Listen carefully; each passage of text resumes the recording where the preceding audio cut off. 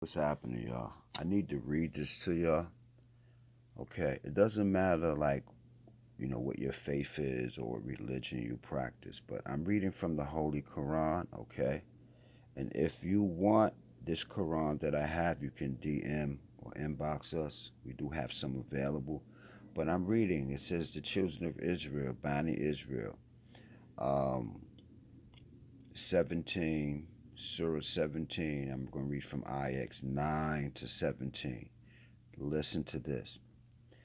This Quran guides to the best path and brings good news to the believers who lead a righteous life, that they have deserved great recompense. As for those who disbelieve in the hereafter, we have prepared for them a painful retribution. The human being often prays for something that may hurt him, thinking that he is praying for something good. The human being is impatient. We rendered the night and the day two signs. We made the night dark and the day lighten, that you may seek provisions from your Lord therein. This also establishes for you a timing system and the means of calculation.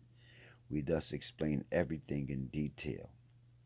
We have recorded the fate of every human being. It is tied to his neck. On the day of resurrection, we will hand him a record that is accessible. Read your own record. Today, you suffice as your own reckoner. Whoever is guided for his own good, and whoever goes astray does so to his own detriment. No sinner will bear the sins of anyone else. We never punish without first sending a messenger. I want to just briefly break that down. So, before things happen, there's usually a warning or a messenger. Someone will come, hey, blah, blah, blah, X, Y, and Z. Okay. And that's the mercy of the Creator. We are not left in the dark. Now, if we are to annihilate any community, we let the leaders commit vast corruption therein. Y'all hear that? Let me read it again. If we are to annihilate any community, we let the leaders commit vast corruption therein. Once they deserve retribution, we annihilate it completely.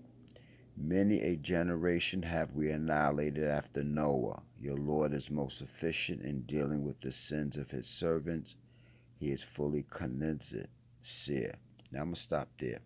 So normally I don't post this on Instagram. It's not about religion, just about information. Now, so everything that's been happening and that's happening, where we see leaders and people in power, and there's a lot of corruption rampant.